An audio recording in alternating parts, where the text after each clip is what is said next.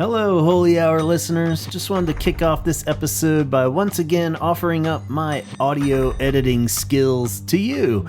If you've been wanting to start up a podcast of your own or already have one rolling but are just sick of dealing with the hassle of editing and mixing, then let me help you out.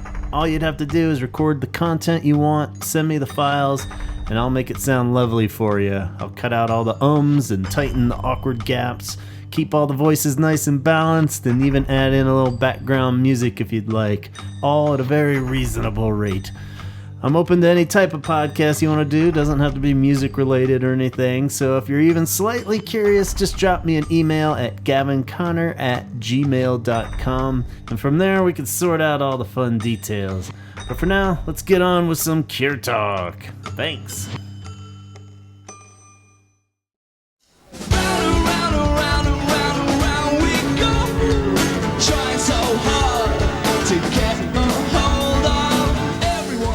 Alright, here we go. Hello and welcome to the Holy Hour Podcast. It's the bi-weekly all-cure podcast. I'm Gavin, and tonight we have a very special episode. I am joined by Antonio, and welcoming back to the show, Matt Fischer. Hey dude, how's it going? Hello everybody, glad to be back. Hey, good to hear you, man. Longtime friend of the show, multiple contributor.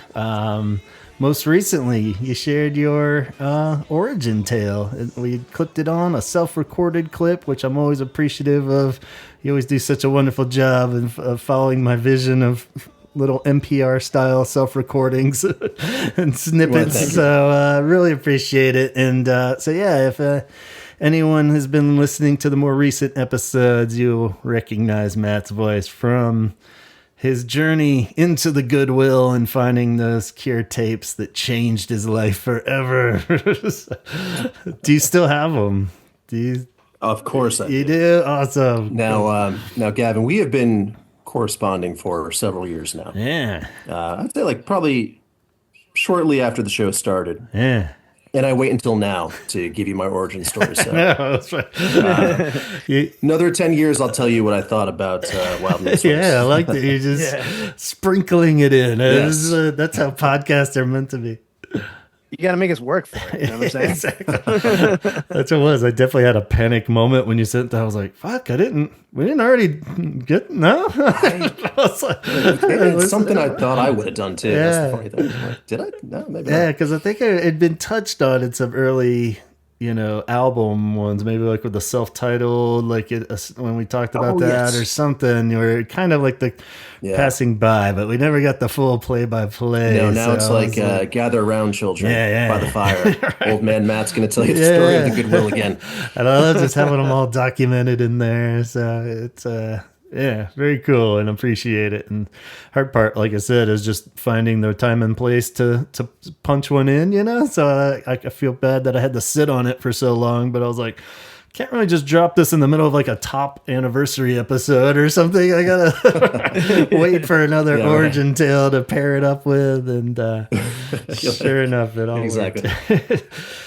So we were planning just to wonderfully have Matt back here, catch up, shoot the shit, and spin that Cure wheel, because we hadn't done that in a while, and we thought that'd be a fun way to tackle some rando Cure topics, because we all know there wasn't really much floating around out there in the Cure world as far as updates or news or anything. And sure enough, as soon as we had booked this, or planned to anyway, we get hit with quite a few things. So we'll have to do a little housekeeping here at the top of the episode and discuss some fairly relevant Cure stuff. So I guess first on the block was a giant late happy birthday to Mr. Robert Smith, who just turned 66 on Monday. And hopefully he had a wonderful birthday and partied down, but not too hard, of course. And we, of course, send all our congrats and love to Robert, as always. I had a little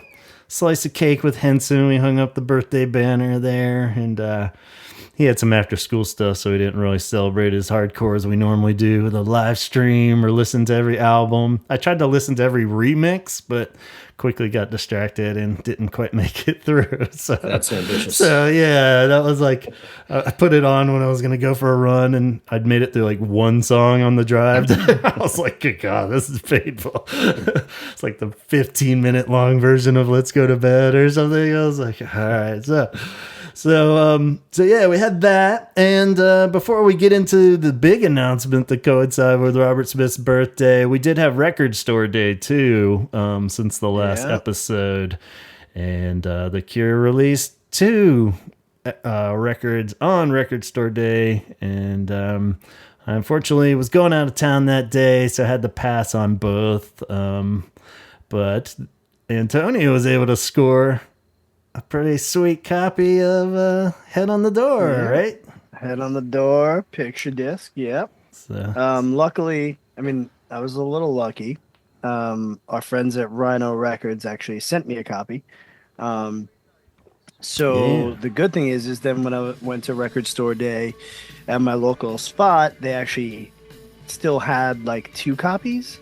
Our buddy Scott had texted me that he couldn't get it at his spot in California. Our buddy from the Starlight Digest, so I was able to pick him up one because they only allow you to grab one. So I was like, all right, well, the good thing is they're not, I didn't have to buy one, so I was able to just spread the love and grab one for Scott. That works out great. Which is always nice to help out. But yeah, I mean, looks really cool. Actually sounds good. Yeah, it's not like a lot of the picture discs, they tend to the rumors, they don't sound as good or this, that, and the other, but and I do find some of them, I've got some throughout the years, but not necessarily Cure ones, some other ones that tend to be a little like crackly, and this one was actually very clear. There was like no crackle. Cool. Oh wow. That was gonna be my next question for you. I'm not an expert by any means, so typically the reputation for picture disc, is it bad because you're painting over the pure black wax? Is that what does it?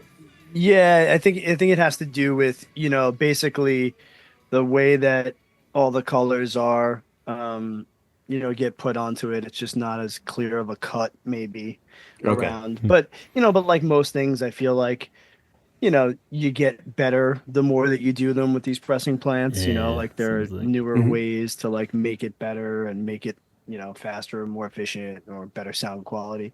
I mean, most of it's really gonna come from your system and your needle and stuff, but I still get ones that it's just like they have that natural kind of like little noise to them, and there was really no noise on this one, so I was like all right, awesome. I'm in. I didn't A and B it against any of my other copies on vinyl, but I wasn't disappointed with the sound. So as long as I'm not disappointed, I'm like, all right, cool. Exactly. I've got them all. So I'm like, now it's like whenever they release one, I'm like, all right, well, I got to grab it. Yeah, totally. But I was unable to get the remix remix of Alone. That one seemed to be where a lot of record stores that I spoke to ordered it and didn't get it. I think that one might have maybe gotten pressed less. I don't know. I didn't go back and check the number on how many there were. I could go to Record Store Day's website, but I found it interesting that one seemed to be a little bit harder for everyone to get. So I'm like, maybe they did it less of them. Yeah, I felt like even I didn't, go to the shops, but the 2 main ones here in town, I saw pictures of, they had a Head on the Door and everything, but I didn't see it listed with those too. So I'm not sure if they even had it. So. And then I spoke to someone like the one record store I didn't check that I ran into at a show, and she was like, "Oh, we only got one. We ordered, like 5 of them." Wow. And I was like, "Oh, you're the only store like anywhere near me that even got a copy." Yeah, that one.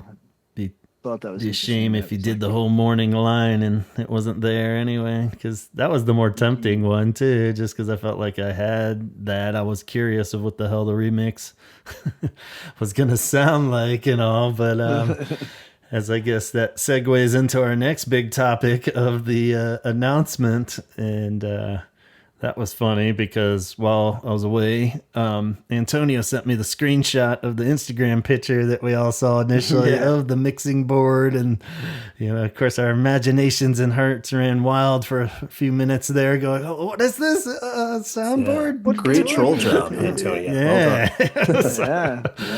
Gotta troll it up. Yeah, so I was like, what the hell? And then gradually it became more and more clear that this was going to be. And then there were also like leaks. Yeah, and then like all the actual like, Amazon UK leaks of what the like, packaging. Yeah. So yeah, and then even a fairly late cryptic message from The Cure where they said the names of the people doing the remixes scrambled, which wasn't really that much different than looking at the names for me. And it was like, yeah, this is like looking at like I couldn't tell. Yeah. I was like, is this like a Coachella lineup or something? I'm like, I don't recognize any of these people. But so yeah, and then we finally got the big announcement and pre-order on Robert's birthday. So it's always kind of sweet when you get it on Robert's birthday. He loves to release stuff on his birthday. Oh yeah. So sorry, yeah, I did. no I just went and looked it up. There were 8,250 copies pressed of Head on the Door. Okay. Alone only got 5,100 copies. Okay, that's still more than I thought, even. But yeah, it was less. Yeah, I mean they've been upping it like crazy. I mean, I feel like when Record Store Day started, these were like 1,000, 2,000 presses. Like it was like great. It was very low. Even there were some that were only like 500. Like it was like super rare. Yeah, I read a real long article about the really feeding into my dislike of Record Store Day, but I wouldn't want to totally bash on it as far as hope everybody got what they wanted and they're happy with it. But at the same time, I'm like, I don't know, man, this is starting to feel pretty greasy. But so yeah, but not The Cure. Other than the fact that this Alone remix is on the big Mixes of a Lost World that just got announced. So that kind of takes the wind out of that sale too a little bit. Not to shit on anyone's parade or anything, but so that's what I figure is I'll just get that, and then if I come across the other one on eBay or like in the wild down the road, I mean, even right now you can find one on eBay unopened for $25. Yeah, it's not like it's not too bad. Terrible. Yeah. That's cool. Did you guys order the Mixes of a Lost World? Or are you holding off on that one? Negative. Yeah, it's Cure remixes. This is a tale as old as the band of these remixes. Robert is a big fan, and so it's not shocking in a sense, like we're saying, almost humorous at this point that they got another version of Songs of the Lost World going out there. Yeah, I know. We need to. I think that's something we need to do is go and figure out how many different physical media copies there are of this album. Yeah, it'll be good. It has to be. It's more. It's got to be a dozen or more. Yeah, more than all their other albums. Yes. No, exactly. Can I ask you too? Does that dilute it at all for you? Does it kind of make the studio album less special? Not really, as far as the sound and the actual songs and everything. I think it definitely deflates the sort of collector bug, that a lot of us have. I've always been torn my whole life of that with The Cure, is like where I want to get every 7-inch cover I want to, but there's just so much, and it's just at a certain point I just feel I think it only makes life difficult for the completists. Yeah, so I can see that one. Where they need every version, every color variant, and every even like country pressing. Yeah. I mean, I think I realized about 6 months into my like diehard hunting for Cure vinyl that I was never gonna try to complete a full collection, because you're talking over 40 years of different variants and presses. Like, oh yeah, it's just, I mean, don't get me wrong. If I hit Powerball tomorrow, if you hit Powerball, first thing you should get is that Spanish The Blood.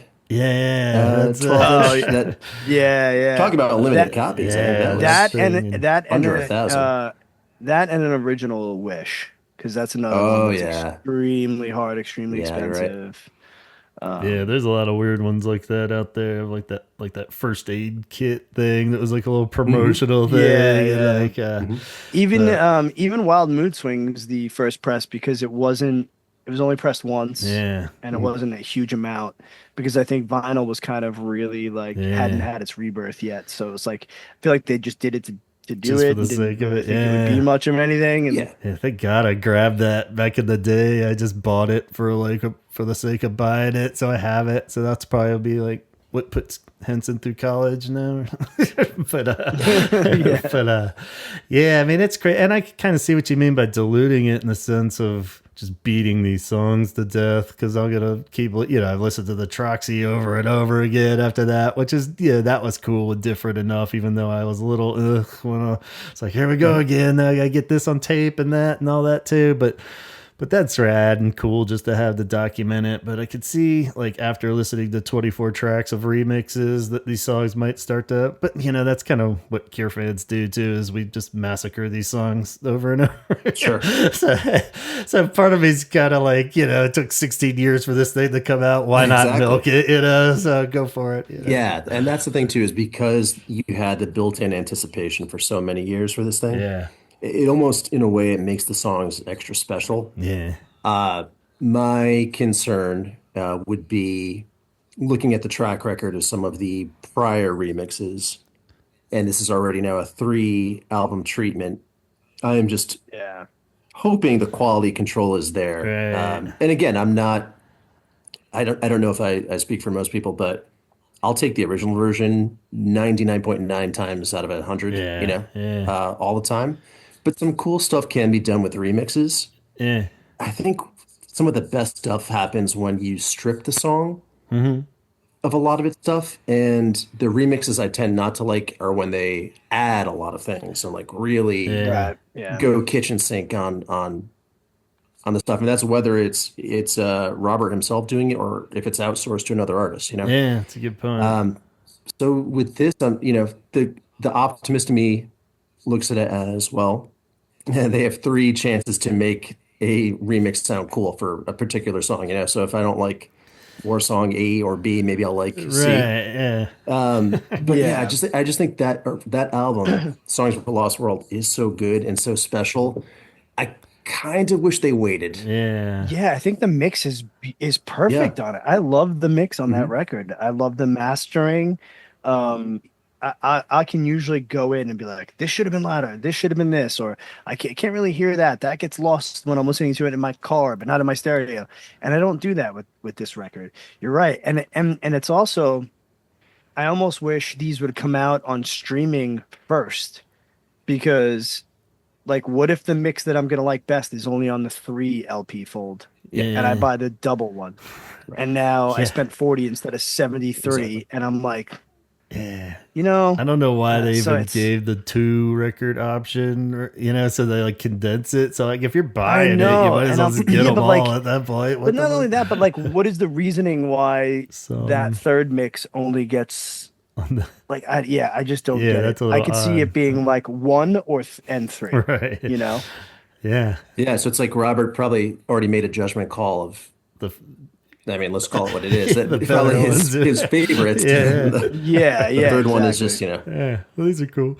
who knows? So it's like it almost makes me want to just do the CDs just so I could actually Yeah. have That's what I ordered. I just got the all CD. 3 of Yeah. them. It When was in doubt, CD. yeah. That's what I was and then it just sucks because I have every official album now finally on record, so it is just the collector bug being like, oh dang it, But I'll just it'll be sitting there. Maybe I can save up for that like 7 months from now, or whatever. And it's like if as long as it's not like a rush or anything, I'll just happy with the CDs and the streaming. I think we'll definitely cover it.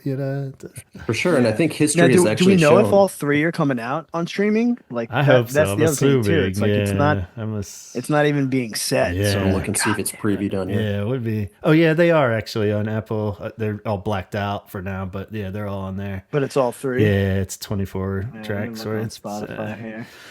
So yeah, that's cool. But and then kind of going back what you're saying, that we got into that a lot with the torn down thing. I remember, Donald was super harsh on them and stuff, and I was kind of like, well, they're just, nobody's saying that these are going to be better than the original. You almost have to put them in the category of like covers, where it's just fun, and it's just like a different way of looking at it. You might hear something cool in it, you might be surprised, but like you're saying, I don't think there's ever been one that I like better.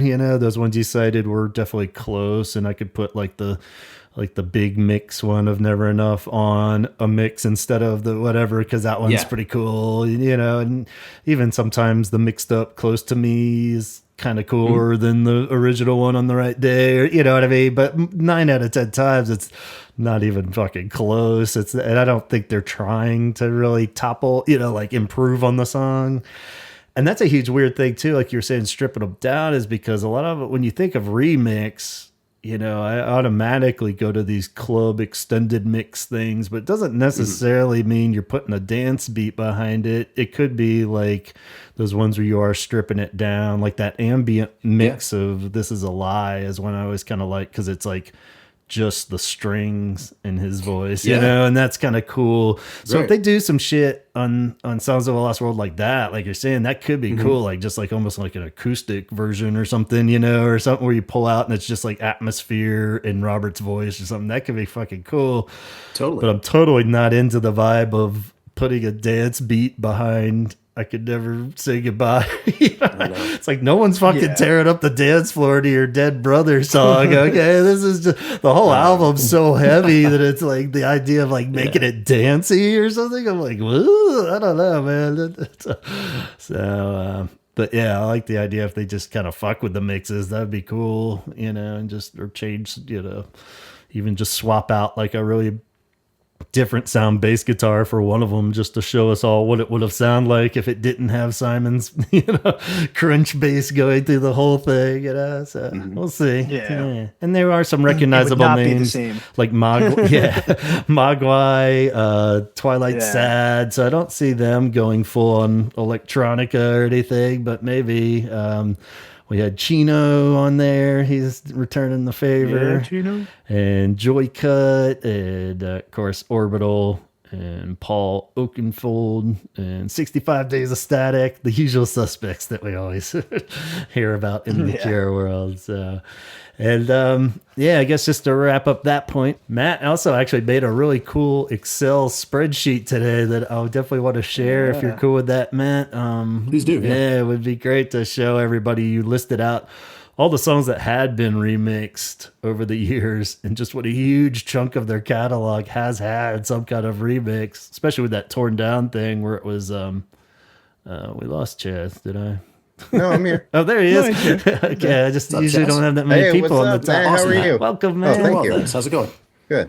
Well, welcome, Chaz. You haven't missed too much. We've just been doing all the updates on birthday and record store day, and we're winding down some remix talk here. So awesome. If you have any, you can skip. I can skip out on that. Yeah, no huge thoughts on Mixes of a Lost World. Did you order? Fucking waste of time. There we go. Some of that old school holy hour spirit we need. Like why? Like I just don't get why. Like, is it? It's got to be like a European thing, right? I don't know. Yeah, that's why it's like I don't think other bands really do this as much as they do. So that's why I was saying that Matt here sent out that Excel spreadsheet of how much of their catalog they've remixed over the years, and there's been songs that have at least 3 remixes. You had some good roundups with the numbers there. Wrong Number has 7 remixes, which that doesn't even need to be a song to begin with, let alone 7 more. I mean, I think it sounds like it was remixed from. Yeah, totally. I think 5 of those were just on the single for it, so that's a little unfair where they just roll. Yeah, I do. I'm kind of nostalgic for that era where you'd get the remixes typically on the CD single or the cassette single, Yeah, it was on the back of the its own thing, You need a whole album to dedicate to it. Yeah, like one of these remixes could have been on, like the on a single LP for, Yeah. Alone or something. Fragile But Thing not or only that, something, yeah, and or yeah, even on the on the Fragile Thing Alone, backside of the yeah. new Alone, it was just a Yeah. double A side. It's like, why couldn't they just Yeah, and again, put another one on there? my biggest hope is that we were going to also get at least one unreleased song from the Yeah, record on it, and it's not, which was yeah, I think that was the biggest disappointment for me. I was like, "Meh." yeah, because we got all these songs waiting in the wings to come out. That would have been rad. Like, Yeah, but again, there's I probably don't know if one it's a outtake. situation where like those are going to come out on their own album and he's just not saying it yet, Yeah, I'm sure they because there will, were so but many. he could have done a remix of the new song, and then when we get it on the album, it'll be like the album version. So it'd be kind of cool to hear the True. Yeah, remix yeah. first, even,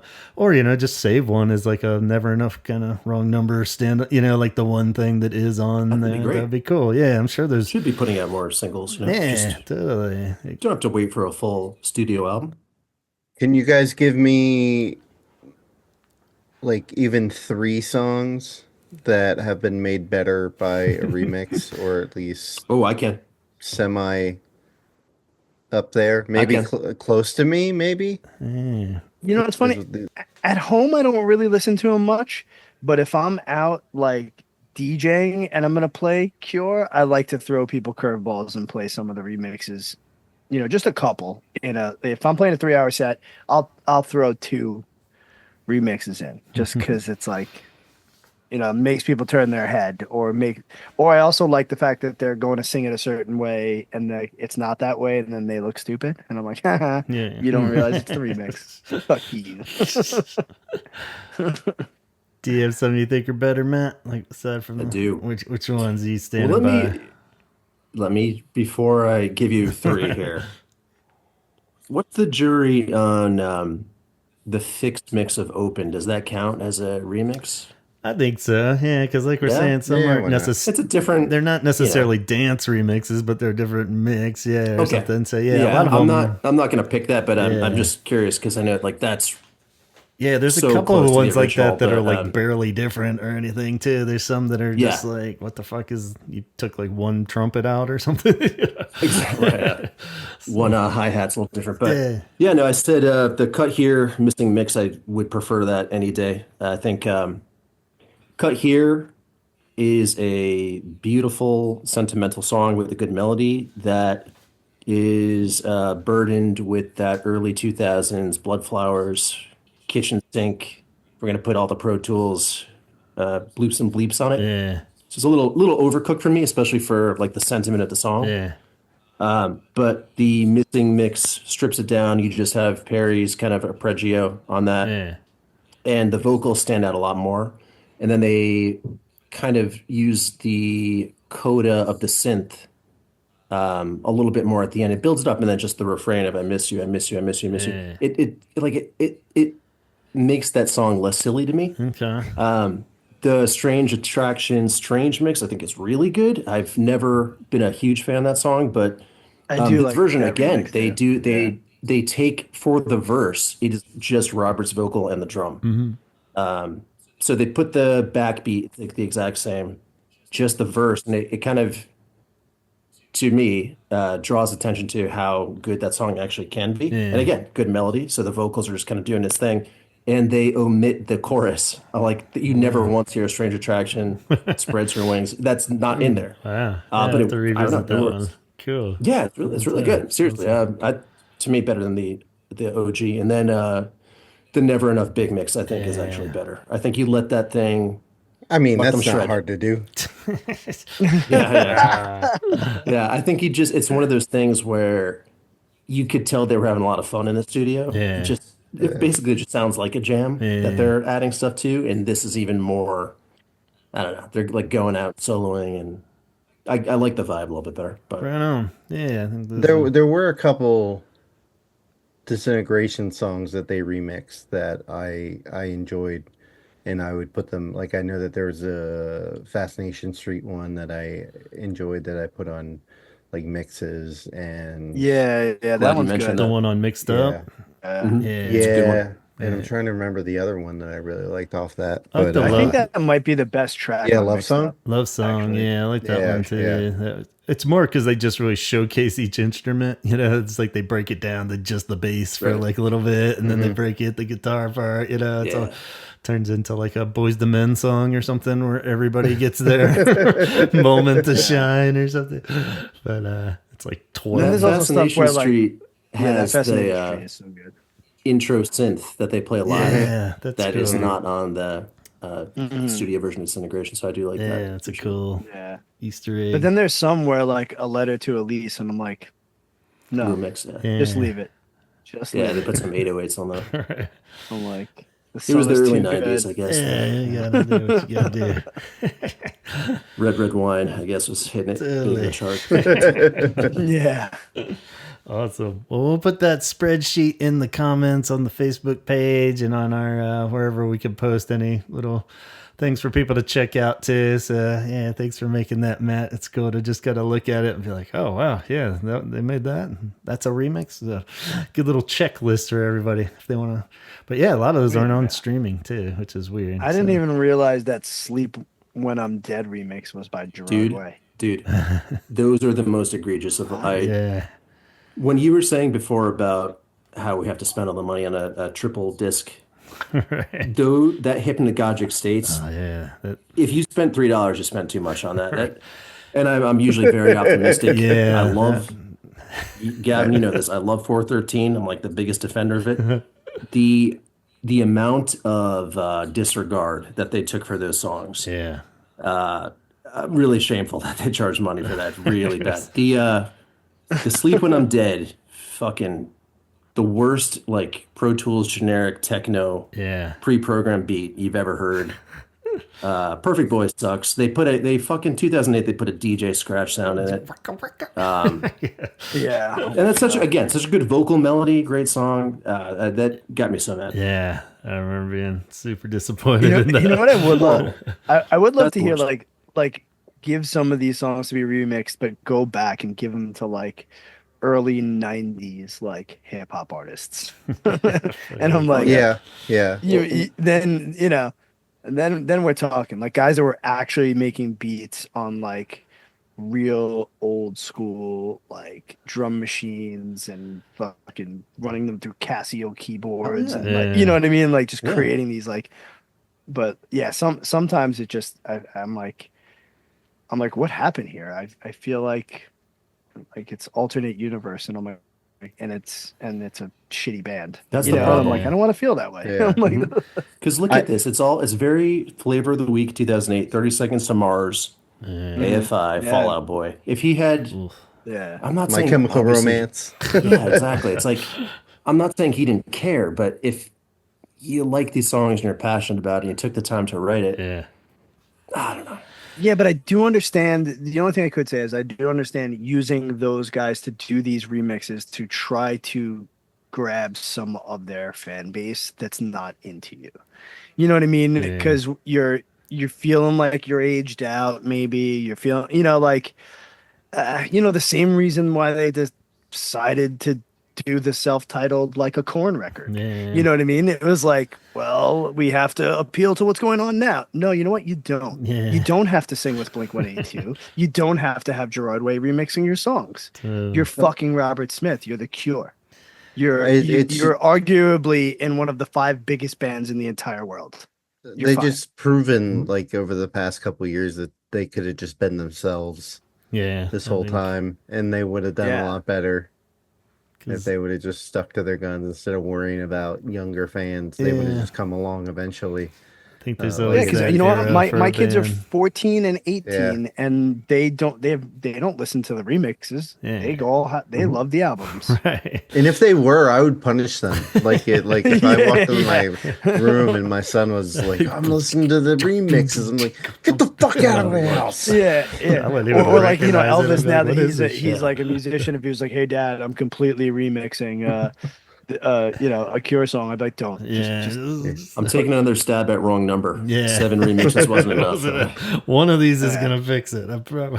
Only thing I think that should ever be remixed or re-recorded is the self-titled record. Yeah. Remix. Because maybe it'll be Which was better. funny because on your Excel sheet, that was the one, right? The self-titled had the least. It only had like one song or something. Is that a surprise? I think, yeah, I know. I wonder. You don't mess with perfection. It could have to do with the. It could also have to do with the contract too. Like maybe possibly.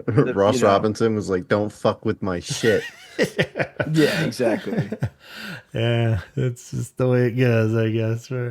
Yeah, just Lost. That was the only one that weird. Yeah, got on torn down. And he did it. Yeah, I think everyone just kind of sweeping that in the corner and pretending like it didn't exist.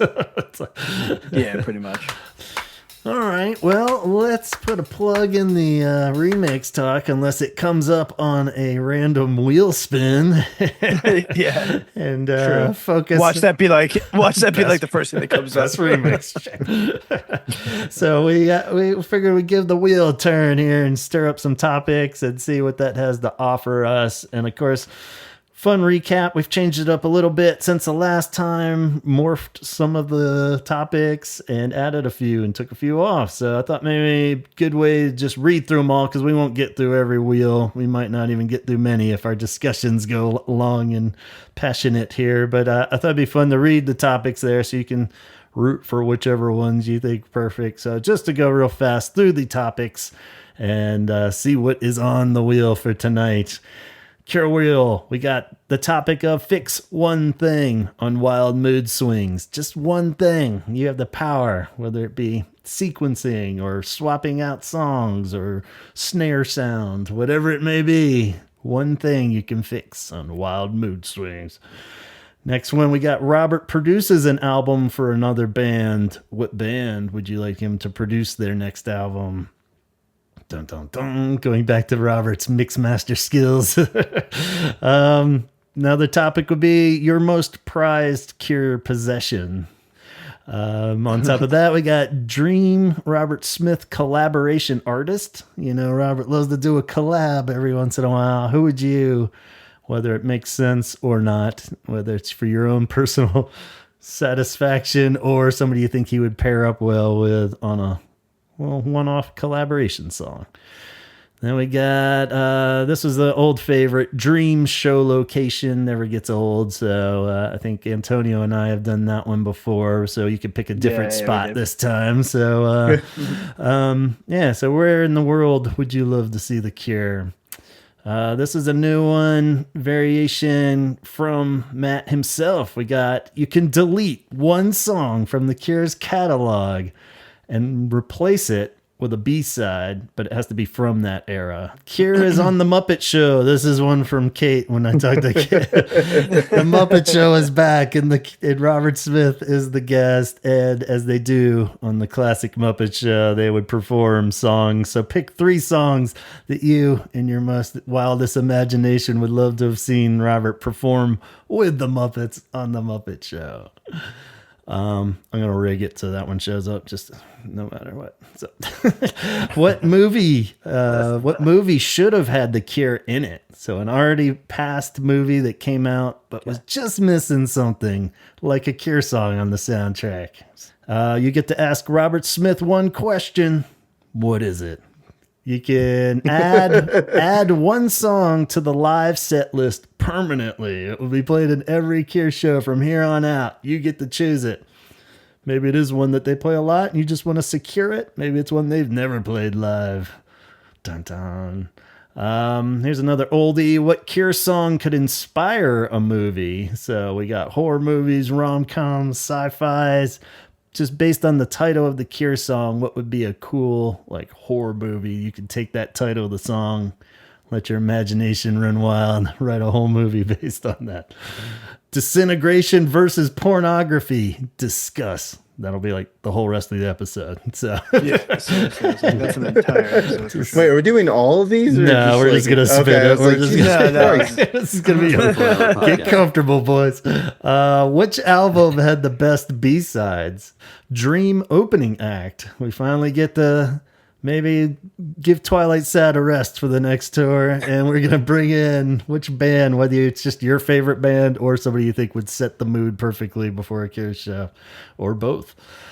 Let's see. This is another one from Matt. It says, have someone else remix and remaster one Cure album. Can't change the track listing or anything, but you can not have the Robert Smith Basement remix done to it. So one album that's already come out. Let's see, this one was also from Matt. Join the band on stage for one song, and you're gonna jam with them. You're gonna be the hype man, whatever you're feeling, I guess, if you're on stage. But they're inviting you on. They're willing. You're gonna riff it. Flavor Flav. Oh. And you're going to destroy it up there for one magical song of The Cure. And then here's a good one from Matt as well. You get to have dinner with any member, past or present, of The Cure, except Robert Smith. Who do you choose? And what restaurant do you go to? I'll add that part. Don't have to dwell on the restaurant part, but which member? Taco Bell Cantina. And finally, as we rigged a Star Wars question for Scott, we will rig this question to pop up at some point if it doesn't. This one's for Matt of pick one Prince song for The Cure to cover. Which Prince song should The Cure cover? So, out of his whole vast catalog. So, what do you say? Those sound like good topics, guys? Sounds like a lot of fun. All right. A lot of meat on that bone. Dun, dun, dun. We should go ahead and spin the first wheel here.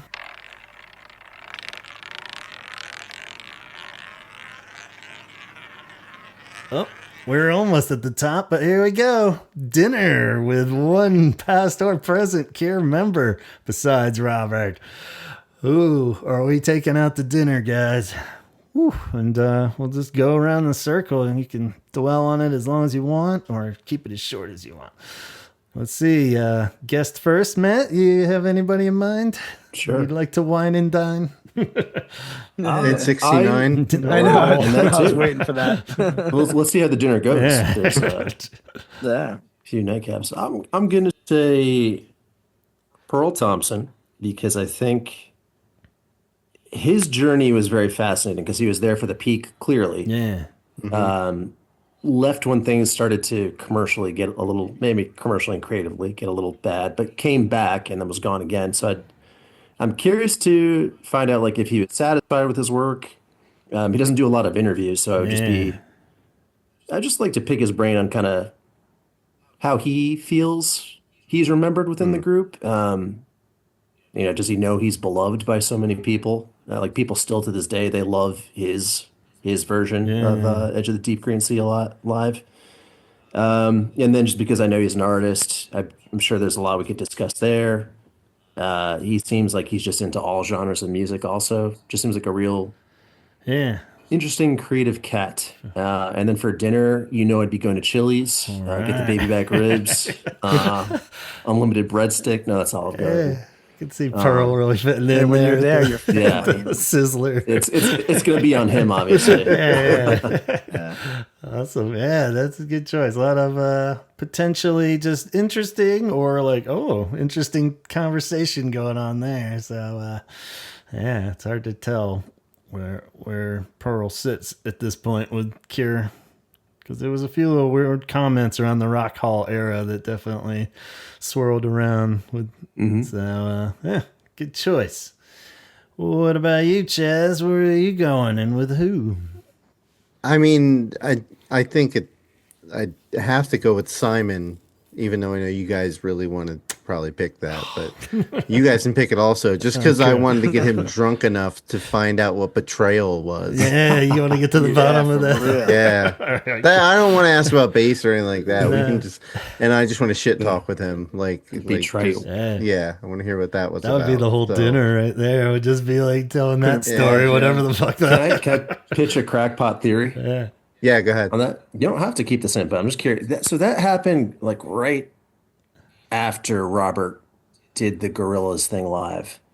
I don't know. Again, like, we don't fucking know. We're just speculating and guessing wildly here. But I don't know if he saw that and could have got jealous, or it's like, wait, we didn't we were quarantined. You didn't do anything with us, and now you're out there Mm-hmm. with Damon Albarn jumping around with. I have no idea, but I just noticed the timing was very close to that. Yeah, that's a good point. Who fucking knows? Yeah, it did seem like there was some kind of live, not playing live. It's like a week after. Yeah, it was something like that. So yeah, it's good perspective. But yeah, who knows? Like we said, it could have just been a bad dinner over at his house or something. Who the hell knows? But yeah, that's burnt the dinner. It didn't compliment his girlfriend's dessert or something. Who knows? But what do they eat for dessert there? Yeah, who knows? Beans with something. Yeah, beans. Do you have a restaurant in mind, Chaz? Where would you like to take him? If you could, we'd probably start off at Five Guys and end up at I don't know, it's probably some like hole in the wall bar. Yeah. But yeah. Right on. Antonio, who you going with? I gotta go with Simon. Yeah. He's like my favorite bass player ever. Would love to nerd out, about his basses and gear. Would love to talk to him about Doctor Who, as I'm also a big Doctor Who fan. But then there's also a part of me that is a little bit scared of him, but I'd still go. Yeah, I was tempted to throw in the little, side note that we could guarantee that it'll go well no matter what. I think all these would be like, I think I'll just take my chances and not go. Check, please. But if we could guarantee that it's going to be a fun time for all, for the sake of variety, I'll go with Perry because I think he just seems like the sweetest dude in the world, and you would get into. He might mumble a little too much, and I won't have a fun. But so do I. So we would just mumble back and forth. Like we wouldn't understand a word either of us say the whole night, but that might be nice too. So, and he's into fishing, so now I got enough of that where we could at least shoot the shit about a little fly fishing. It'd be good. So I'm surprised nobody picked Lowell.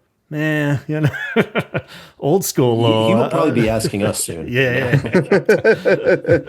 1981, 82 law. I would definitely be partying down with him. That shit would get wild. Hanging off some cliff in France or there. Oh, fuck are we? But yeah, it'd be good times. And as far as restaurant for Perry, hard to say. I'm probably just taking. Oh yeah, I didn't say restaurant. Yeah, taking to there's some vegan bullshit. Yeah, some nice healthy spots here in Asheville we could hit up. So it'd be good. Yeah, I think for Simon, I'm taking him to a steakhouse. Yeah, hell yeah. He wants a porterhouse and a Guinness. You know what I mean? Like, that's good. All right. Well, I think we summed that up pretty damn well. So let's see what else we got here on the Wheel of Destiny. And we're gonna spin this bad boy. Click, click, click, click, click, click, click, click, click, click. Big money, big money. Ding. All right. Have someone else remix or remaster one album. And it's not Robert Smith. So, again, another hot topic suggested by Matt. So I'm glad yours are popping up here for you, Matt. So, yeah, he would get another turn, or somebody else would get another shot at remixing and remastering. Did you have something in mind, Matt? I did, but now I kind of want to change it. I think what we're gonna find with this is we're all probably gonna pick the quote unquote bad albums to see if there's any way to repair somewhere them. You said you can't really swap out songs or anything, so we're just you're kind of limited to that. I think you could benefit from Blood Flowers being worked on by someone who can make it a little less sterile, if that makes any sense. Like, kind of bring the guitars to the forefront, take any effects off the drums that are on there already. Okay. If you're keeping the same track order, I'd make it a little livelier. Yeah, I think within reason, it would only take a few tweaks on that to kind of get you a little better version of what you have. It does feel a little 2000, just that production level, exactly. and good choice. I go with that. Do you have anybody in mind? A professional, just mixer? Jeez. So if this hypothetical is happening today, 2025. God. I would, you know who I would get because I'm old. I would like have someone young do it who has fresh ears, who's kind of, I guess, able to make it as loud. Like, do you guys like Fontaine's DC? Yeah, You heard yeah, of they're them? pretty cool. I I would haven't say really whoever did did. that album Okay. has like that freshness, but it also has a 90s kind of vibe. So I think when you have a record like that where you're mixing guitars and keyboards and it has like the stereo quality, this would at least liven up the guitars Yeah. quite a bit, bring them out to the forefront. So you get maybe a little more emotion than you would. Okay. So I guess I would go with whoever that producer is. Sounds good. All right. What about you, Chaz? You got one that you would want I want this is who we want to to kind of like you like this? reproduce the album or It's all recorded, but you could okay. remix it, as in like make the drums Yeah. quieter, different tones and stuff. But it's pretty much recorded though, so you can't like really change anything too much, and you can't change out any songs. So. Yeah, but remixes are adding other instruments and things. Yeah, You know? I guess so. If you're So thinking not a of full re-record, but you're gonna, Right. you're gonna add things that aren't there. Yeah, I and guess take some so. things away. Yeah. I'm gonna say the self-titled is unsavable. So I'm gonna go. I want to hear Jay Mascis take over Wild Mood Swings. Oh, hell yeah. Yeah, Hell yeah. that sounds good. Yeah, I want to hear what he has in store make that- and what he could do That with, shit with some of that crunchier. stuff. Yeah, let's get real Yeah, 90s crunchy. with it. Yeah. I'd like to hear oh man. Want would be awesome. Yeah. Yeah. Oh my God, Want would be amazing. But like Club America, can you imagine sure. what the fuck he would do with that shit? Like I Yeah. can't imagine what that would sound like with him with it. So it'd be funky though. Yeah. Yeah. So and distorted as fuck. Yeah. Just crank all the distortion guitars. Yeah. Because there's Yeah. like 7 like feedback guitars just buried in the mix anyway that we can't even hear. Yeah. Wild Mood Yeah. Swings has like I'm 5. I think imagining the Gone problem- now with Yeah. But the problem with saving that one is it was done in different studios and different drummers. Yeah. And I think even a remix is like hard to make it sound cohesive because of that. Yeah. So for me, I feel like it would almost have to be Jay would record all the drums by himself. yeah, like if Nobody Jay was could looking. re-record all the drums, Yeah, you could actually yeah. probably But yeah, that'd be cool. Cool. yeah. What about you, Antonio?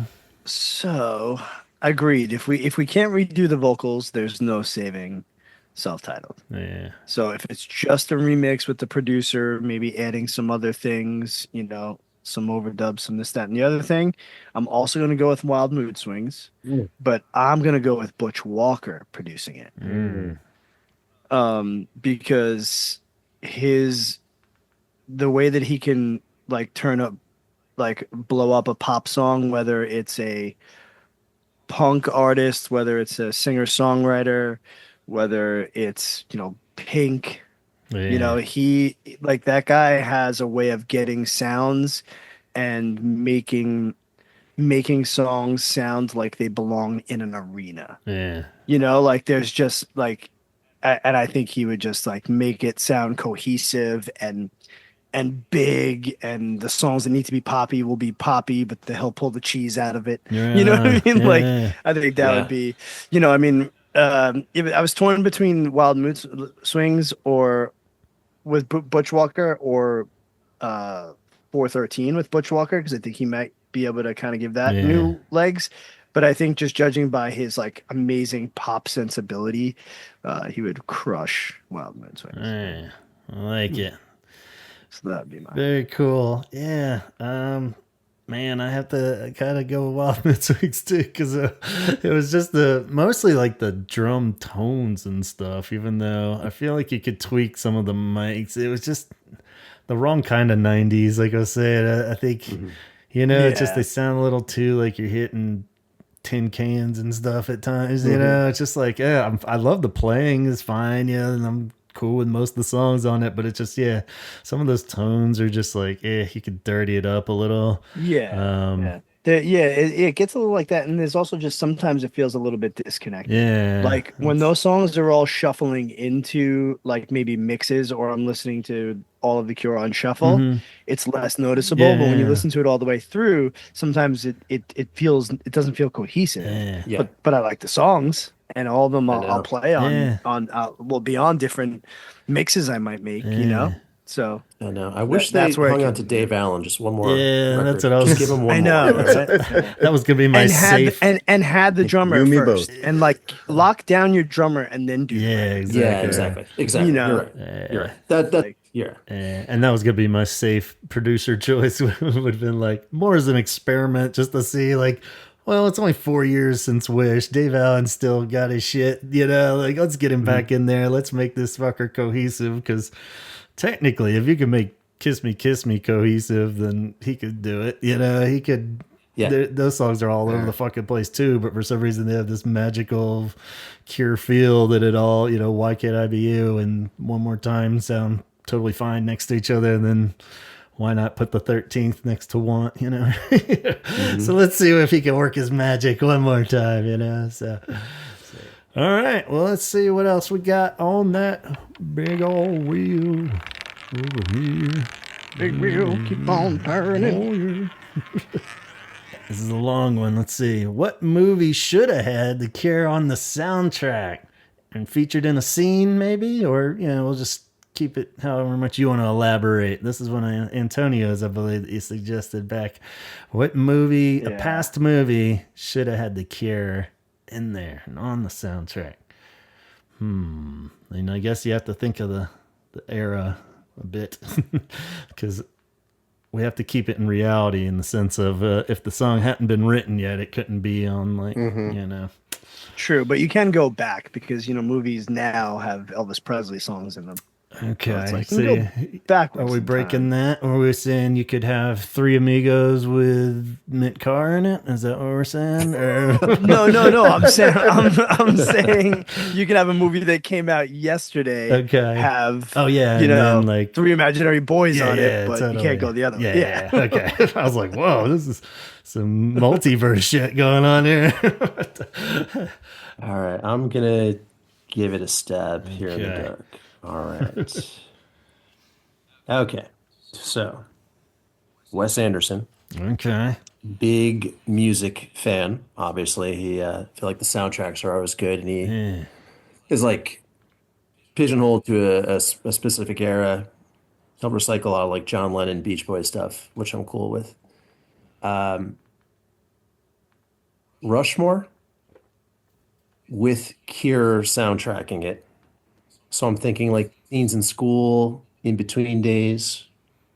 If you want to play up someone like the romance where he's going after the teacher, like Love Cat, something like very childlike, because the main character is Max Fisher is like very childlike and like doesn't get the adult themes. He's like pretending to be an adult. But Close to Me in there would fit like a glove. I mean, Close to Me can go in like any movie. I think that could work, something like that. But he would have to really commit to using like all Cure. Okay, it's fucking weird how it would stand out too much if you just used one. Yeah, you know what I mean? Right. Yeah. I don't know. Like I could see a soundtrack. Yeah, like you start, credits roll in between days. It's a perfectly fitting thing, and then go off from there. Yeah. But he's like such a weird, and I mean that in a completely positive way, unique voice. I think he would have the foresight to like use some deep cuts too. He would use them like off the beaten path. Who fucking knows, you know? Like 6 different ways in a scene, or I have no idea, something like that. Yeah. But I could see that. And he could work it in cool where it wouldn't necessarily be the, you know, like a Life Aquatic kind of thing where it'd be like a dude in the song would be playing a Cure song, or, you know, or something like that would be cool. That was I was thinking something like that too. Yeah, that'd be cool. Right. Like that. You close with Sinking. I don't know. Yeah. Yeah. Cool. What do you think, Chaz? You got anything in mind? Last Temptation of Christ and the Blood. Oh, shit. That's a good one. Pornography. Yeah. Or that. Yeah, I like that. That'd be good. Right at the... So Blood came out in 85, and that came out in 87, 88, okay, maybe? so it works. All right. Antonio, what you got? God, I have so many because I've thought about this so many times. Like they should have used the Cure song. Yeah, but I'm gonna go with High Fidelity. Okay. Starring the almighty John Cusack. Uh-huh. And somewhere in that movie, because all about the breakups and going back to find his exes to figure out what went wrong, pictures of you should have been in the background. Yeah. You know what I mean? Because he's like looking through all the old stuff, trying to find their phone numbers. And I'm like, come on, just slide it in. Yeah. And he was already a guy that was all about making mixes. Yeah. And like, even just an instrumental part of it, right? Yeah, exactly. Like it would fit perfectly. I mean, and that that movie's got music all over. Yeah. Yeah, I just rewatched that last week at the beach, and it held up. It was good. I liked it. Yeah, it still held up. I still watch it all the time. Good choice. Cool. Underrated Jack Black performance in that one. Yeah, that's what was funny. Yeah, I mean that's kind of made him. Knew a million people like that. Yeah. They have the best taste in music, and you can't disagree with them. Yep. Reminds me of a former co-host of this show. It's his opinion. How can it be bullshit? Yeah, exactly. So yeah, I guess mine's kind of in that vein almost. I would go with I thought of this after doing the Quad Puss episode of A Night Like This. Seems perfectly John Hughes movie. So the fact that wasn't somehow on the Pretty in Pink soundtrack seems kind of like a big miss. And Pretty in Pink, I believe, was 86. It would have been around.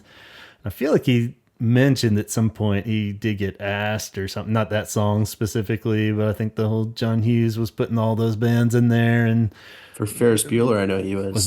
He said he worked on a piece of music for the museum scene that ended up going to the instrumental. Yeah. Please, yeah. Oh, wow. And then there was like a record contract obligation where Robert couldn't put his voice on it, so it was going to be an instrumental, but they didn't use it. Damn, that would have been cool. Yeah, I figured it. And how has no horror movie ever used the forest? Yeah. Like, I mean, Right. how many women have gone running and screaming through a forest? Yeah, like, come on. Even if you don't use any of the lyrics, and even if it's just the music, it's beyond perfect. Yeah, just open up the movie with a horror film. Like, True. even as like the title cards are coming on, just something. Yeah, totally. Very good. All right. Damn. We're on fire, guys. This is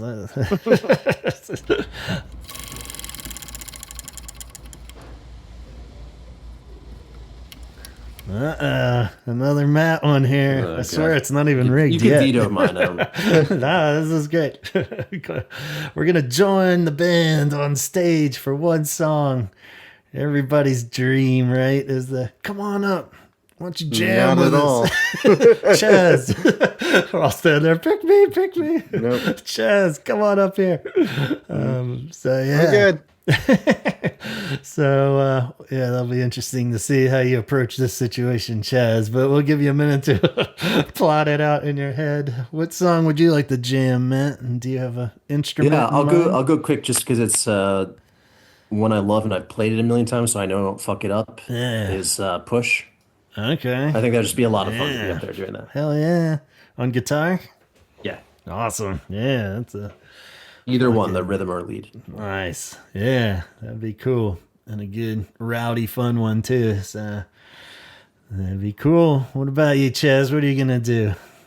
You just gonna I'll just get up there for play for today just to do the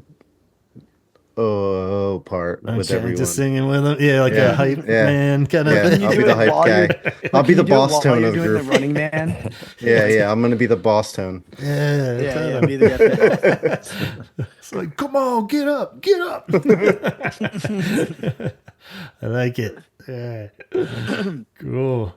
What do you got, Antonio? You gonna show him up? Like, give me that microphone, Robert. Snatch it out of his hands. No, I'd want to rip the bass to Fascination Street. Yeah, like I've been playing that bass line since I was fucking 17 years old. Yeah. Like it's hypnotic. It would just and it doesn't change too. It's just like throughout the whole song. Yeah. You're literally same through the whole thing. Yeah. Yeah. I mean that's why when like I was doing a Cure cover for that compilation, I was like, not only is that like in my top 5 favorite, Cure tracks, but I was like, I've sat and played that so many times Yeah. to throw it onto a recording and do the whole thing would be really cool. So nice.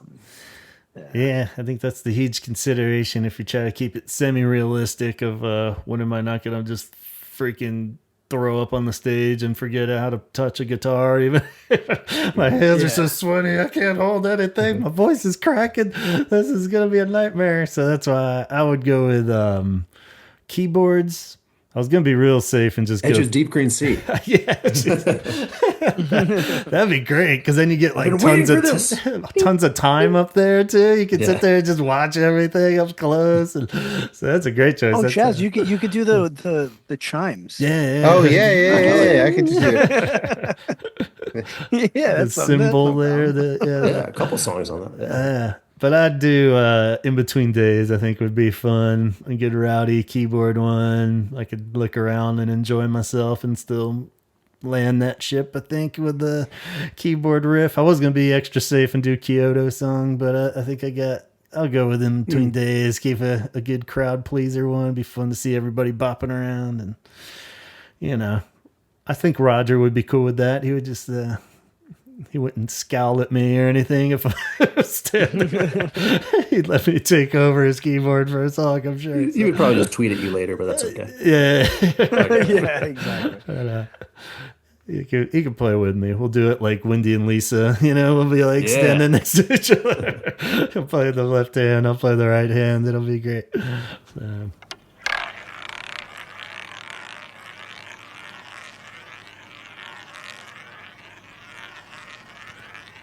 Where will it land this time? Uh-oh. Oh, no. Well, this is the end of the show, ladies and gentlemen. Disintegration versus pornography. What do you think is better? What do you think is worse? Are they both equally wonderful? Where do we even start with this, I guess? Comparing the two, I guess the easy way would just be your just favorite. Like which one do you like more? Or why do you think one works a little better than the other? So what side do you lean to if you had to choose one, I guess? So along those lines, stemmed from our award show, of course, where Chaz had the ultimate Sophie's choice where he had to choose between adding them. So what do you think, Matt? Put you on the spot. Well, this is an easy choice for me. Okay. This is not going to win me any fans. I admit this, but I really appreciate the vision of pornography. Appreciate the musicianship in there. I can relate to some of the themes, but it's like just a tad too morose for me. So that's like my least favorite Cure album. Okay. Again, really appreciate it. Love Strange Day. Love Figurehead, but I can't like put my head in that headspace a lot. So Disintegration for me. Yeah, I know that the fan base loves it. It's the one thing It's pretty safe. You're choosing a fairly loved album over it. I think it'll be fine. All right, I gotta say it. You're telling me that you like the top more than. Oh yeah, I love the top. I love the top. All right, good night, guys. All right, thanks for having me on, everybody. You can stay. I'm out of here. Like least a new question. If this was the Muppet Show, an anvil would fall on you. No, I don't want to like relitigate top because you guys did a great job on your review. I love it. I think they work with an awesome palette there. They cover so many themes, and I can really relate to like the being in your early 20s. You kind of have this like self-loathing. You're still figuring out the world kind of thing. I think that comes through in the songwriting a lot. Like Bird Mad Girl, the stuff that he's fucking around with there that he ends up perfecting on Head in the Door. Caterpillar is one of the sweetest songs ever made. I really like that. I really fucking even like the Wailing Wall. I love that shit. There's just something about it that I just feel like you see a kid, I'm going to say kid, even though he was like 25, 24, struggling with like, I want to be a good artist. I don't know what to do. And he was all alone at that time, basically. Like it was like him and Lowell probably pissed drunk in the corner. So like Robert's like doing the shit himself. And yeah, I love that he was like not he was like it's a very fearless album. He really like takes a big swing and tries a lot. But Yeah. pornography again, like I do respect it because like they did it. He hit his vision. Like talking about big swing. He hit a big swing and it Yeah. connected. It's just not for me, I Yeah. guess. Yeah. But I get that. What about you, Chaz? You I mean, this is kind of which way the wind blows on a certain day kind of question, but you know, my punk rock instinct is going to say pornography, but I'm going to go with Disintegration just because I think it's I don't know, it's a bigger and more personal album than I find pornography to be. yeah.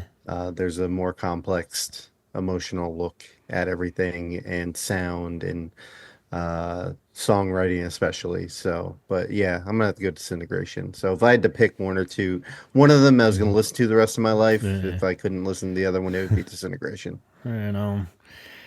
Fair enough. Yeah, that makes sense. Antonio, which side are you going? Disintegration. It's the Yeah. greatest album ever made. So for me, Any that's huge factors in particular, or just no. You know what it is? It's just the cohesiveness of Disintegration, like all feeling like one emotional roller coaster, yeah, and like it's just the recording is perfect. The track selections how they go into each other, how it begins, how it ends, yeah, the highs and lows that it hits everything.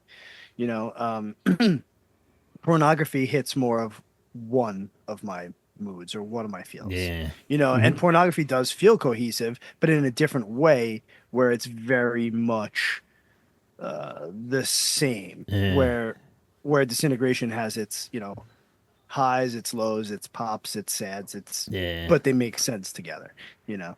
And I think that's what makes that record like just so fucking brilliant. yeah. Totally agree. Yeah, I guess I gotta go for the clean sweep as well with Disintegration.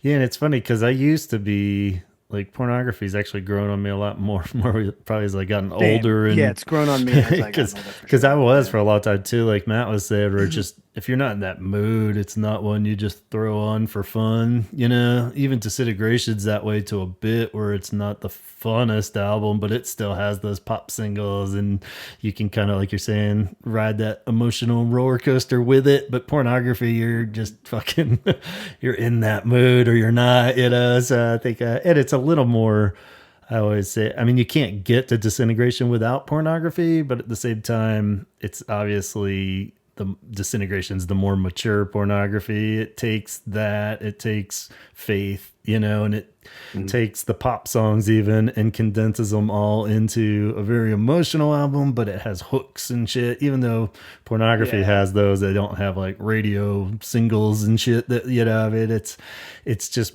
more mature and even just lyrically, it as it would be, it's a guy, years older, wiser. The relationships seem a little more's at stake than whatever the fuck he's freaking out about on pornography. Seems like you're just kind of like caught in your own head more than some weird shit that's going down on Disintegration, the song, so I think it just has a lot more weight to it, so I will go with that one as well. But of course, two wonderful albums. So, all right. So we summed that up pretty quickly, I think. Yeah. Shall we move on? How we doing on time? Everybody hanging in there? Good. Got a couple more in us? Yeah. All right. Let's do it. Let's see what we have. Which album had the best block of B-sides?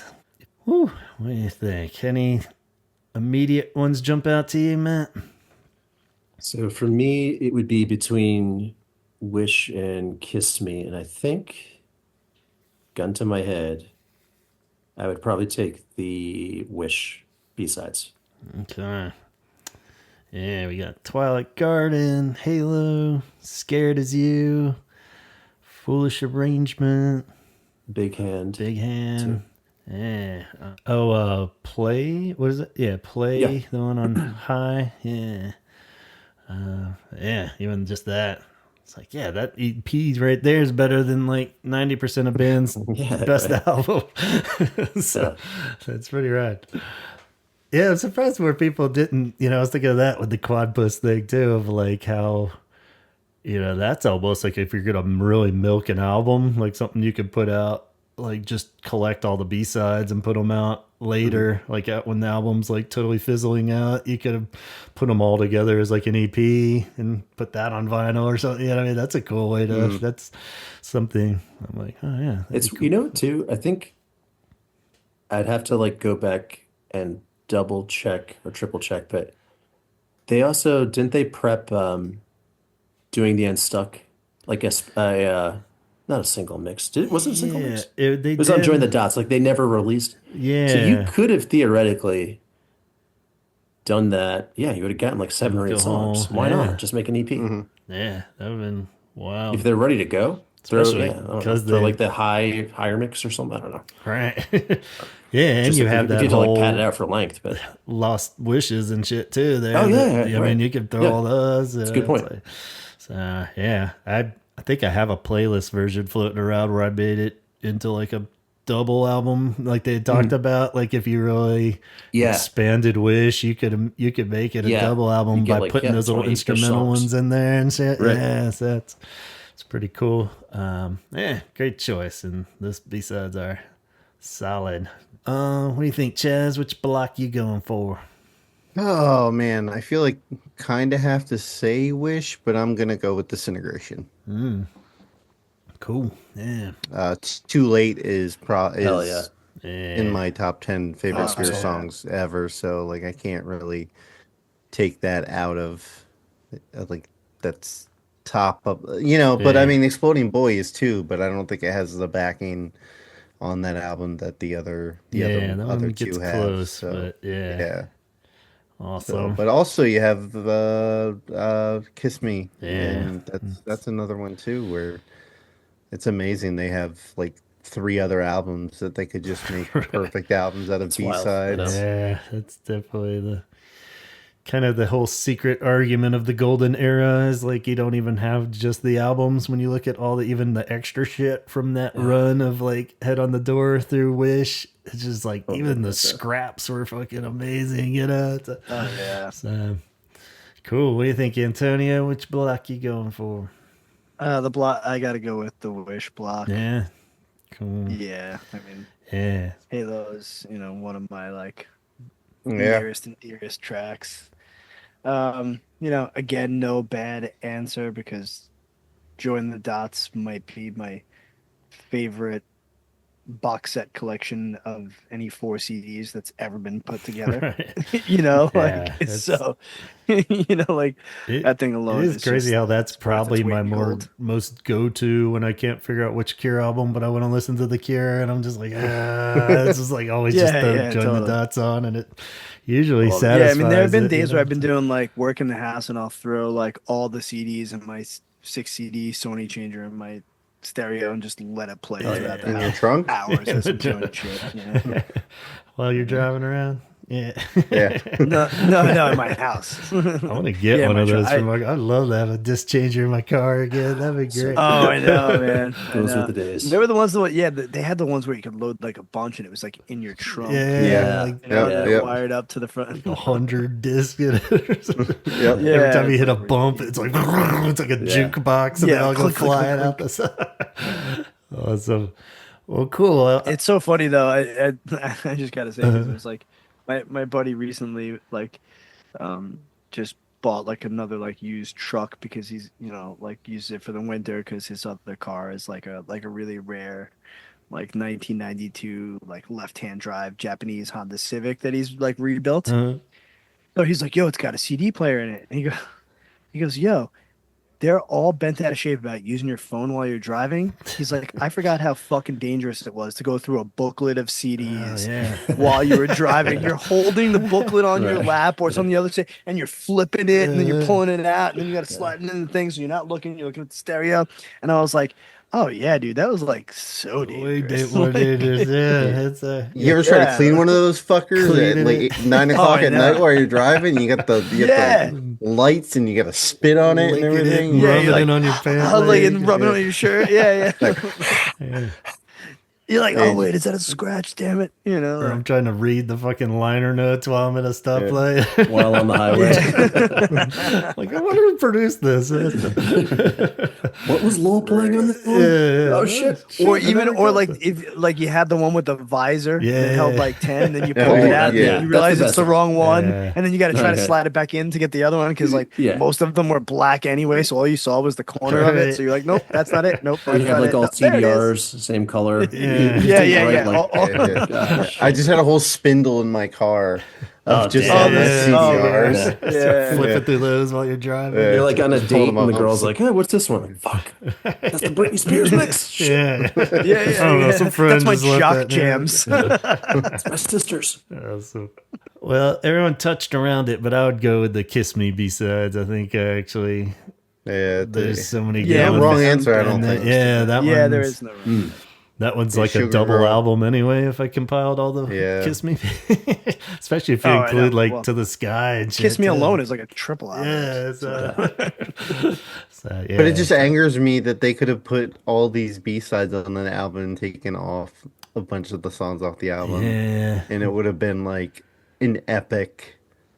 These B-sides were perfect. Yeah, there's so many good ones. I mean, they're absolutely amazing. Like Sugar Girl and Chain of Flowers. I think that's a whole episode where if we could take the B-sides from Kiss Me, the songs on Kiss Me, and make a 12-track album. Can't do it. What songs would make it? I made an Apple playlist of that already. Or 14. We can go 14. Yeah, I think 14. 14 tracks. Go past 14. I was like, what was that'd be a good one. Yeah. Like we can compile them and then go over it. Like and the order too. Really hard. Go nuts with the order. Yeah, I like that because even our revisionist episode is pretty old at this point, and I don't remember what the hell any of us said. But it would be good because everyone always does talk about with Kiss Me of like stripping it down to make it a single album is hard enough in itself, but then add the B-side. Pick the which one. Really see what makes the cut. Yeah. I wouldn't pull all of them. I could. I could do it pretty easily. Yeah, I wouldn't do all of them. But I'm just saying, like, your favorite 14 tracks out of the B-sides and the songs on it to make one, that's hard. 70-minute record or whatever. I love how sprawling it is, though. Yeah. It's a weird, I don't know. It just seems to work. And then you're tempted, like if songs like Why Can't I Be You and Hot Hot Hot can get kind of annoying at times, but you can't really take them off of it. It's like I love those that's kind of what the album is. So you can't I could see scratching a few. It's a kaleidoscope. It's like the White Album, just more modern. Totally. It's funny again. Sign of the Times, same year too. It's like everyone had like the double album thing going on. Yeah, true. Cool. All right. Well, we'll put a little pause button on that one, and I think we'll save that for the whatever anniversary of Kiss Me. What are we getting on the 38th anniversary of Kiss Me? It's a 6 vinyl, or the extreme where we put all of them on it in sequence. 180 grand. That'd be cool. So why not at that point? Yeah. All right. How about 2 more questions? What do you think?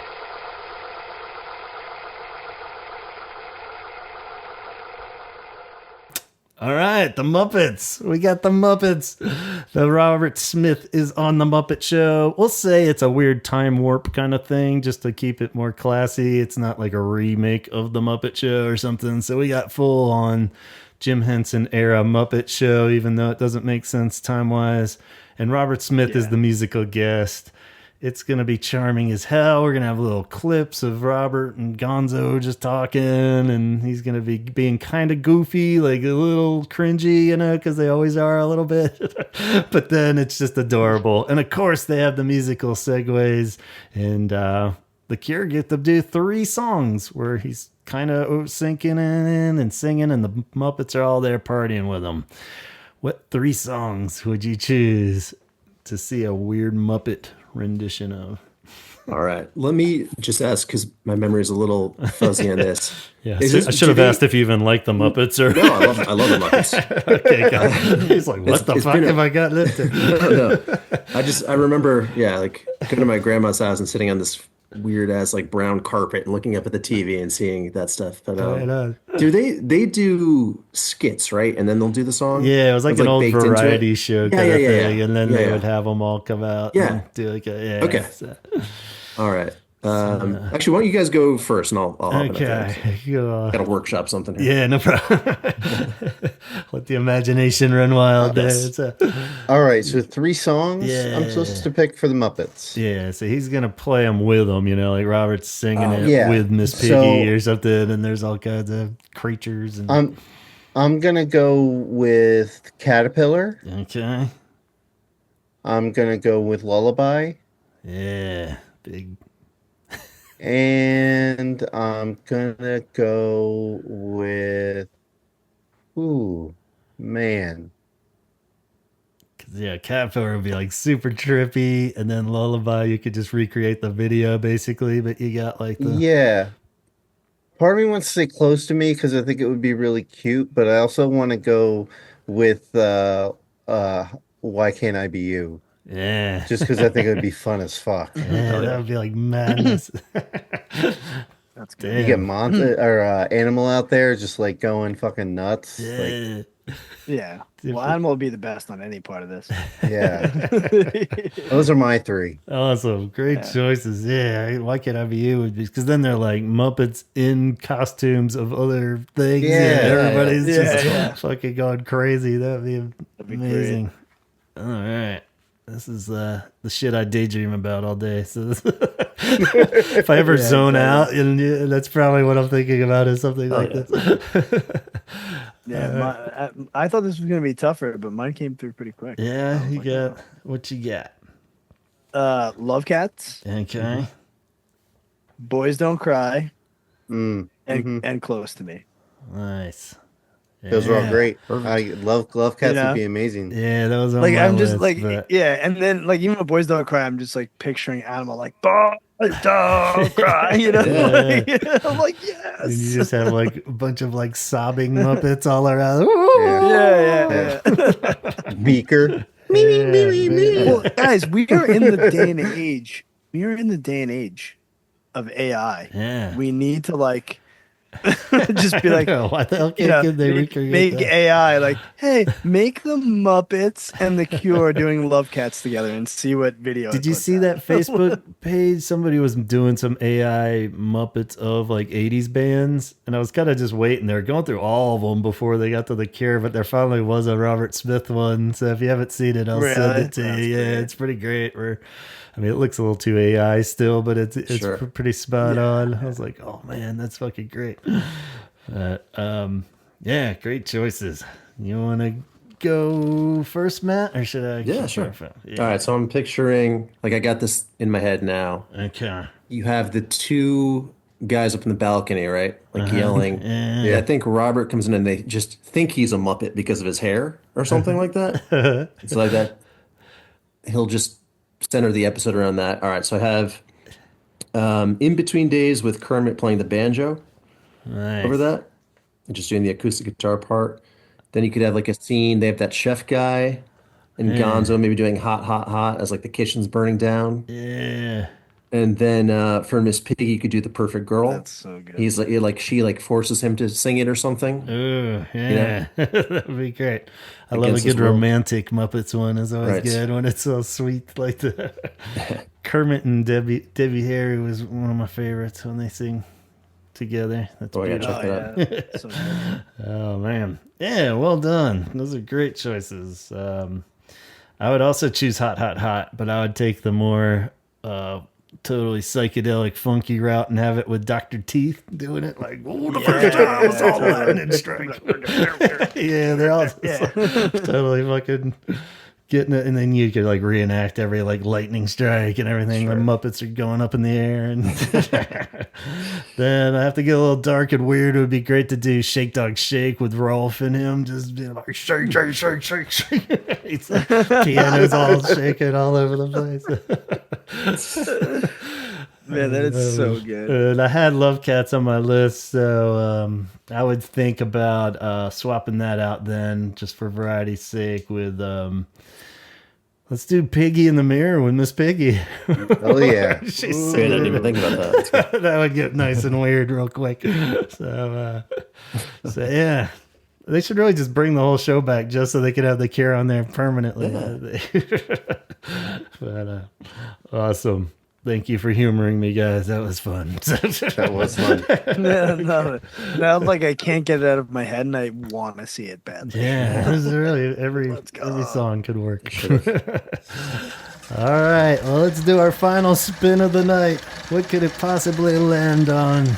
Spin, spin, spin. Oh, what do you know? It landed on a perfect question to end with Matt right here as our guest.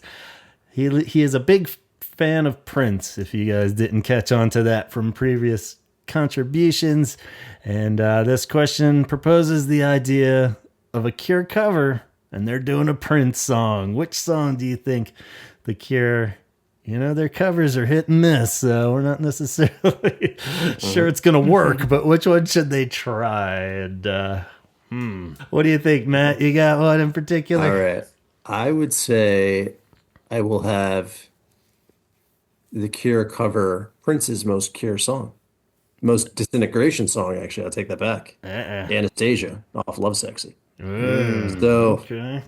I've said this before, probably, in like a hodgepodge way, probably a million years ago, but I do think their careers towards like the mid to late 80s really mirror each other in a lot of weird ways, where I think they were kind of keeping tabs, and like I have some evidence on that, but a lot of things are going on at that point. But Love Sexy is Prince's Disintegration, and it doesn't start that way. It starts off really funky and fun with some pop stuff, but the song Anastasia is about Prince kind of having a breakdown and like looking for answers, and he looks to God.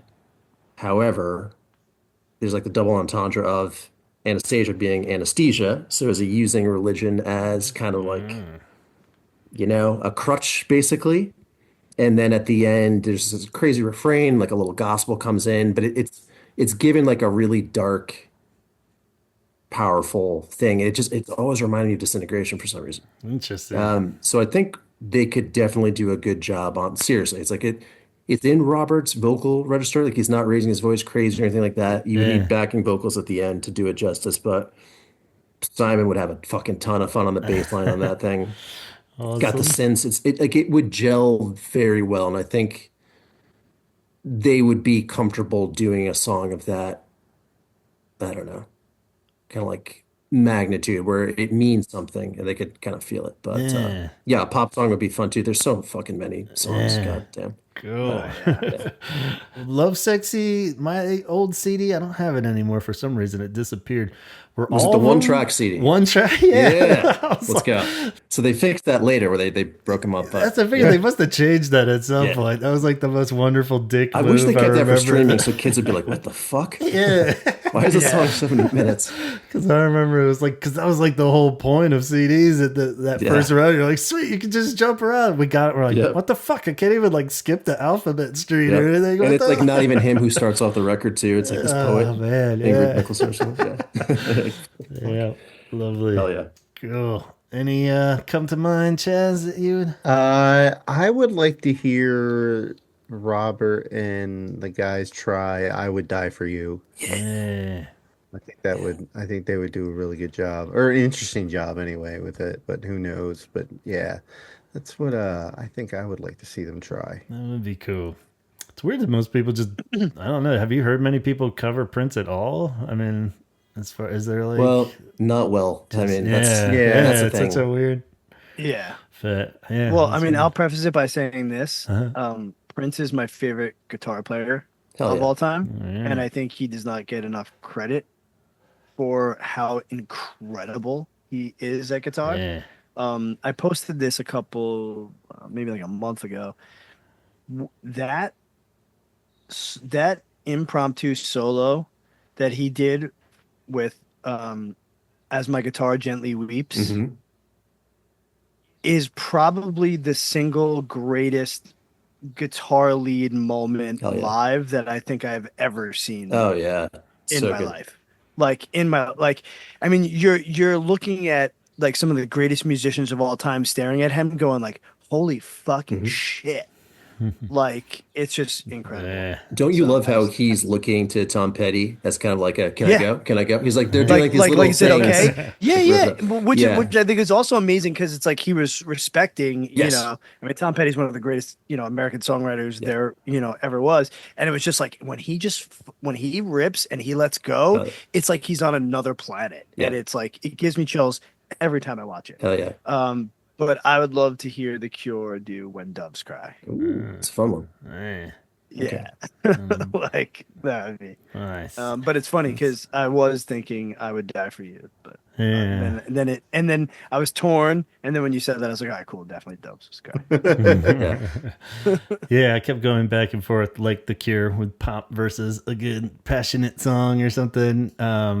I Could Never Take the Place of Your Man. That one's just like great song. Fucking. I could almost just hear him doing like a kind of, I don't know. Maybe I'm still in B-side Head on the Door era mode in my mind, but something like a Stop Dead vibe, or Man Inside My Mouth almost vibe, or it's enough '80s vibe, but still that'd be cool. But then I was like, well, shit, it's super obvious but predictable, but Purple Rain would be fucking awesome if he just did a full-on like Disintegration style Purple Rain. It's like, I mean, that's kind of like the ultimate Prince, you could be a little cheesy touching that, but at the same time I feel like he could sing it really cool, just like tons of delay and echo on his voice and shit, so I think you're onto something with I Can Never Take the Place of Your Man, because Robert could still be a horn dog. Yeah, like exactly. With the only one, stuff like that. Yeah, that kind of vibe. Or the one night stand Bob. thing. Yeah, for sure. Definitely. Yeah, because I could see the danger of something like Purple Rain being like every tribute it's where so he would sacrosanct. he would throw like a little, and it would just turn into like Purple Haze, Purple Rain. Just like brings out the cowbell. Yeah, Robert, no. Just slows it. Really. It's like, all right, I already forgot about it. So yeah, we'll keep it pop for fun then. So. Hell yeah. I'll also say too, I'm gonna get off the subject, but because there is no way they must have just been looking at each other's careers. They had to, because I don't think you get hot without Parade, without Kiss. I really don't. Yeah. And then Simon was matching that hat, the Bo Peep hat. Like that 1 year later, he's doing that. Like, there's no way that they weren't. Yeah. I don't know. Like going tit for tat, I guess, with. And like we said before, we started with the nod of the guitar on that tour. He had the purple guitar on the 2016 tour, was it? So it was like a couple days after with the purple guitar and the first line of Starfish and Coffee. Yeah. I mean, I gotta say, I thought you were gonna say the Bat Dance. Dude. Dance. Yeah, nobody chose that. You know how many samples are in that thing? Yeah. Because then that would hit the movie question, that would hit the cover question, everything. Yeah. Actually, it would be pretty dope if he could pull off Electric Chair. I don't know if you know that on the Batman soundtrack. I can see him getting into that. Oh too. yeah. That's cool. Yeah, that's a great soundtrack. Yeah. All right. Well, we don't keep you guys too long as we've reached that hour. Unfortunately, didn't cover all the topics, but we made a pretty good dent in them. I think we hit quite a few questions there, and we'll save them for next time if you're up for it, Matt. That would always be great to have you on for whatever reason, wheel or no wheel, man. It's great to see you again, and anytime. Love the Cure wheel. Just shoots off in so many different directions. So again, thank you to the Sarlacc Digest podcast for letting us steal the idea from their Star Wars wheel. So very good. And feel free to send in any topics for the wheel too. We can add it to the list and revise any, and always open to suggestions. So let us know what you think, or if you want to answer your opinion of any of the ones we did try to tackle, feel free to write it in the comments or send me an email or something, whatever you're feeling. And thanks for listening out there. Giant thank you to Matt for joining us. And of course, Chaz and Antonio as well, fellas. Good fun. Thank you. And have a wonderful night out there. On that note, we'll just say signing off and go listen to some Prince, some Cure. Have yourself a good old time. Talk hard. See ya. Later. This song's about when I used to wear a dress and travel on the train. It's called Push.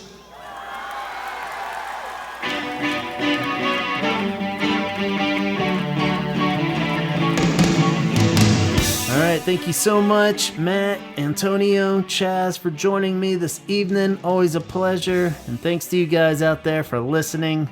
It is getting near that time of the month, and you know what that means.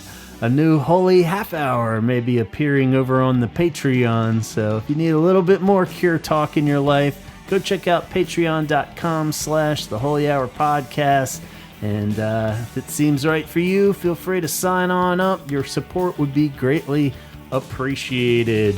And who wouldn't want to be among the list of these amazing supporters? Donna, Craig, Jeff Hilton, Jeff Cortland Jones, Sue, John, Alan, Allison, Dion, Namicio, Matt Ford, Tom Burns, Letty, John Roberts, Jason, Tony, Ben, Matt Fischer, Danny Coulter, Tom Johnson, Francisco, Arno, Chip, Amber, Nicholas, Shirley, Jason Hall, Steve, Mara, Caroline, Brian, Sean, and Colin, plus Kate over at CureThreads.com. It's an online shop with tons of original Cure-inspired designs on a wide range of products. Kate also runs Cure Arts Collab on Instagram, and the latest art challenge has been extended. The deadline is now April 30th, so you still have a few more days to participate. This challenge is to create artwork based on one of the books that has inspired Cure lyrics through the years. Charlotte Sometimes, Gorman Gas Trilogy, Something Wicked This Way Comes, just to name a few. It could be the book cover that you're designing or a scene from the book. Just go on over to Cure Arts Collab on Instagram and see the post that's pinned there and get all the details and see heaps of cool examples. Scott Kruger is the co-host of the Sarlacc Digest. That's an all Star Wars podcast that airs every Wednesday evening at 8 p.m. Pacific time on YouTube and Facebook. And you can catch the replays anywhere that you stream podcasts.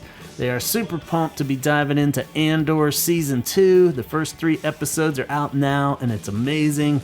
If anybody's been taking a break on Star Wars shows, now's the time to jump back in. The show is the real deal. No goofy shit. Just serious Star Wars business. All the essentials.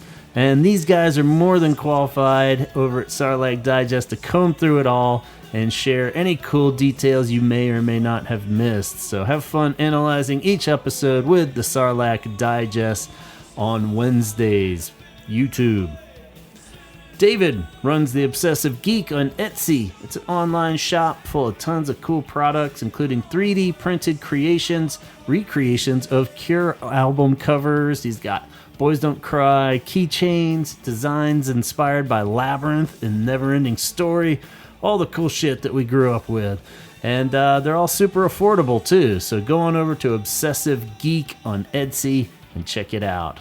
Dana is a super talented freelance animation, illustration, and motion graphics designer, currently open to new work and commissions. So check out her work at graphics.tv. That's graphics with an X.tv. And lots of cool stuff on her Instagram page too. So check that out at Life's Black Blood. And you can see some of her cool work over there. Tanya would like to spread awareness of 988lifeline.org, a crucial suicide and crisis hotline with over 200 crisis call centers located all over the U.S., available 24/7, offering free and confidential support for people in distress and numerous prevention and crisis resources. If you or anyone you know is in need of help, please reach out. Tim is part of New Waterloo, an independent hospitality development, design, and management company that owns and operates hotels and restaurants domestically and internationally. And you can find their many lovely locations at newwaterloo.com.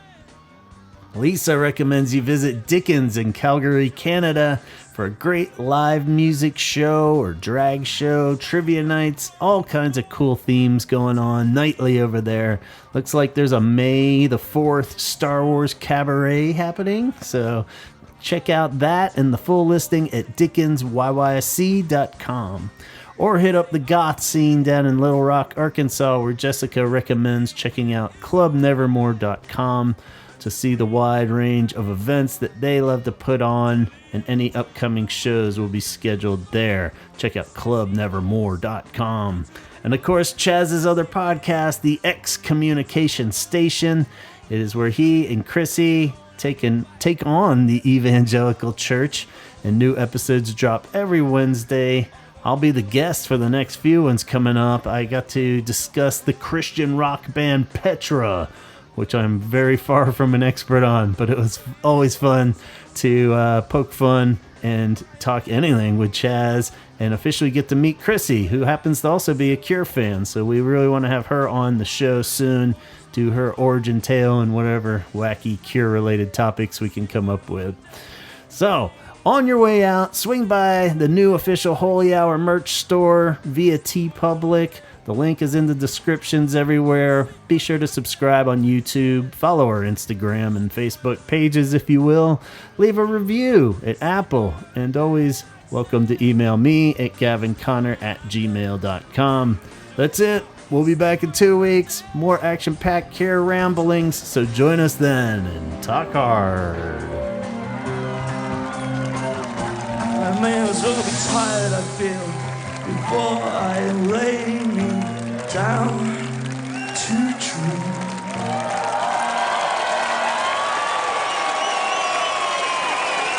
Okay.